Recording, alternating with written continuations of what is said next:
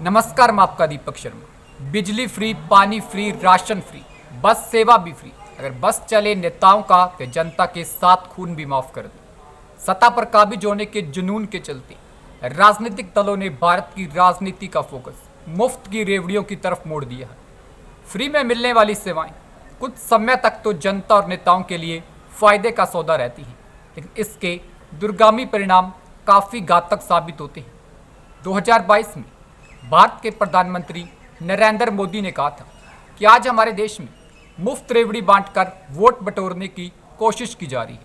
रेवड़ी कल्चर देश के विकास के लिए बहुत खतरनाक है।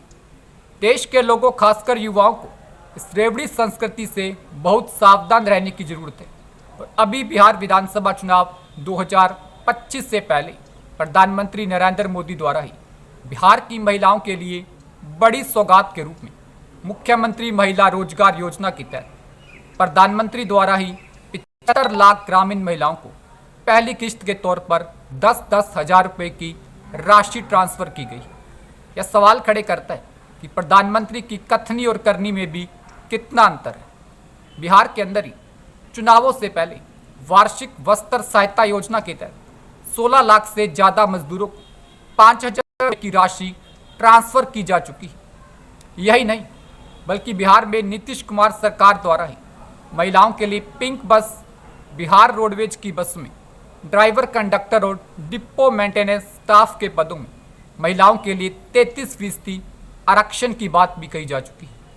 सिर्फ बीजेपी या जेडीयू ही नहीं, बल्कि कांग्रेस की महिला शाखा की राष्ट्रीय अध्यक्ष अलका लांबा भी माई बहन मान योजना की बात कह चुकी है। इसमें जरूरतमंद महिलाओं के खाते में 2500 रुपये भेजे जाने की बात कही गई थी।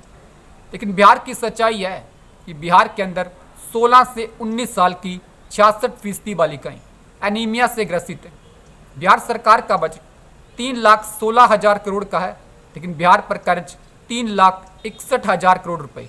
मतलब योजना से राज्य की अर्थव्यवस्था पर क्या असर पड़ेगा, पार्टियों की इस बात का कोई असर नहीं पड़ेगा, लेकिन फर्क पड़ेगा तो चुनाव जीतने या हारने का। यही नहीं, बल्कि वादे किए भी जाते हैं और फिर उन वादों से पीछे भी हटा जाता है।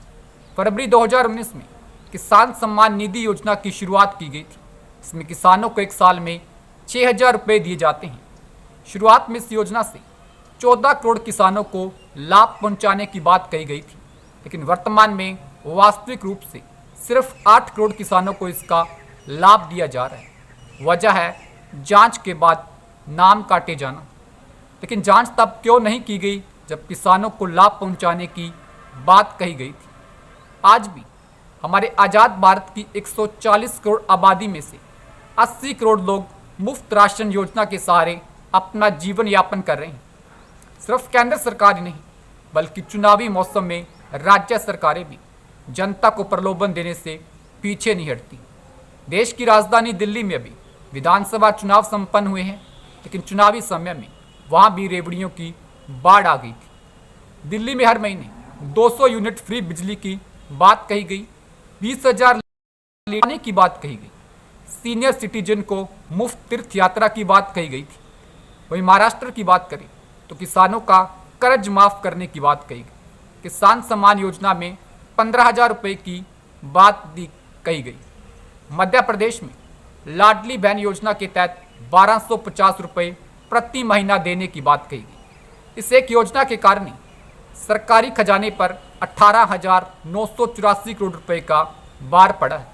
लेकिन सब के बाद सवाल है कि चुनावी समय में पैसे बांटने पर प्रतिबंध लगता है, लेकिन कर्ज माफ़ी के वादों पर कोई रोक क्यों नहीं लगती। नौकरी देने के वादे, बेरोजगारों को पैसे देने के वादे, सब आखिर क्या है? आखिर वोटरों को लुभाने की तरकीब ही तो है। चुनावी समय में मुफ्त के लैपटॉप, मोबाइल देने के वादे किए जाते हैं। यह सब चुनाव को प्रभावित करने का तरीका ही तो है। लेकिन चुनाव आयोग क्या कहकर बच निकलता है? क्या उसका काम नहीं? क्या भारत के वो राज्य हैं जिस वक्त कर्ज के नीचे सबसे ज़्यादा दबे हुए, लेकिन चुनावी मौसम में इन राज्यों में मुफ्त के वादों की सेल लगा दी जाती है। हालांकि फ्री बीज यानी मुफ्त की रेवड़ियां बांटने के बाद सुप्रीम कोर्ट भी पहुंच चुकी है। सुप्रीम कोर्ट ने कहा था कि हम लोगों को मुख्य धारा में लाने की बजाय क्या हम परजीवियों का एक वर्ग तैयार कर रही हैं। सुप्रीम कोर्ट ने कहा कि लोग आज काम करने को तैयार नहीं हैं, जिसकी वजह उन्हें मुफ्त राशन और पैसा दिया जाना।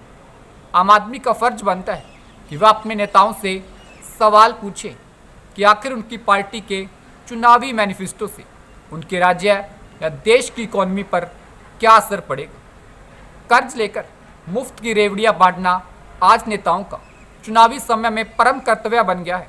इसमें आम मध्यम वर्ग पिसता है, जो अपने वेतन का मोटा हिस्सा कई तरह के टैक्स के रूप में सरकार को हर महीने या साल देता रहेगा। और अंत में सवाल उठेगा कि इसमें आम आदमी का क्या कसूर है। लेकिन कसूर शायद उस आम आदमी का भी है जो मुफ्त की इन चीज़ों को स्वीकारता देता है।